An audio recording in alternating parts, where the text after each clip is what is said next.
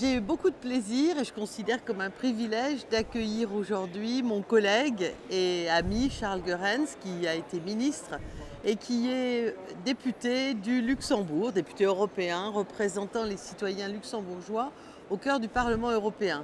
Beaucoup de plaisir aussi d'évoquer avec Charles un dossier qui parle aux citoyens européens, qui est l'initiative citoyenne européenne, l'ICE. Alors ça n'a rien à voir avec le train à grande vitesse allemand, mais c'est donc un outil très démocratique qui est inscrit dans le fonctionnement des institutions européennes depuis longtemps et qui permet aux citoyens de déclencher eux-mêmes, avec des conditions bien sûr, une initiative de l'exécutif, puisque nous ne disposons pas de l'initiative législative. Mais on a constaté que finalement, ça ne marchait pas beaucoup.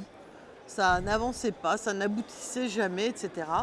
Et c'est la raison pour laquelle, à l'initiative de plusieurs députés, dont Charles Goerens, on a procédé à une révision qui a été votée pendant cette session de mars 2019. J'aimerais bien, Charles, que tu nous expliques les modifications et surtout la flexibilité maintenant de cet outil démocratique. Oui, d'abord, on a apporté des modifications qui sont prévues pour entrer en vigueur après le départ du Royaume-Uni de l'Union européenne. Par exemple, le nombre de signatures requises pour faire une initiative citoyenne européenne, une initiative qui oblige la Commission à réagir, c'est 1 million. 1 million de signatures à répartir sur 7 pays.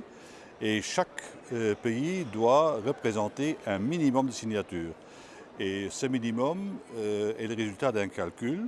Vous prenez le nombre de députés dont dispose un pays au Parlement européen et vous le multipliez par 705, le nombre de parlementaires qu'il y aura dans la prochaine mandature.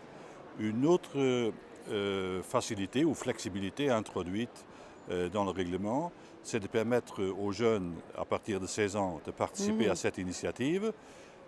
Tous les États membres ne sont pas prêts, alors on laisse aux États membres le soin de fixer eux-mêmes l'âge minimum pour pouvoir participer à ces initiatives.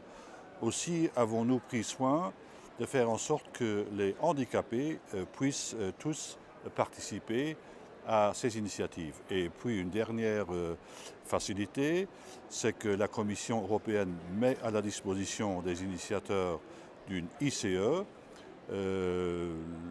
leurs moyens électroniques pour collectionner les voix, mais il est loisible aux initiateurs d'une ICE de le faire avec leurs propres moyens. Donc il n'y a pas d'obligation. J'ai entendu il y a quelques jours des critiques se manifester à l'endroit de cette disposition, mais je crois qu'elle n'est pas justifiée parce que ceux qui croient devoir accuser la Commission de vouloir mettre la main sur les initiatives, ils ont tort parce qu'ils peuvent le faire par leurs propres moyens. Bravo, ça permettra vraiment sans doute d'aboutir plus facilement. Et aussi l'âge, c'est pas couplé avec la majorité dans un pays. On peut avoir une majorité à Exactement, 18 oui. ans, mais que le pays décide qu'un jeune qui a à partir de 16 Oui. ans, je pense, peut participer à la construction de cette ICE avec des chiffres beaucoup plus intéressants. Je pense que c'est une excellente initiative et c'est la raison pour laquelle je remercie Charles Goerens d'avoir accepté Mais de la présenter. on serait toutefois incomplet sans mentionner une autre flexibilité qui est de taille. Il y a un délai d'1 an pour clôturer cette initiative et ça ne commence pas au moment du dépôt de l'initiative citoyenne au siège de la Commission, mais ça commence avec le jour que s'est donné l'initiateur de cette initiative pour collectionner les signatures. Très bien, là on a tous les éléments, tous les critères et bravo à cette révision. Et le faire sous cette forme permettra aussi aux jeunes de connaître ou de retrouver l'existence de cet outil hyper démocratique qui n'existe pas dans beaucoup de pays, même membres de l'Union européenne.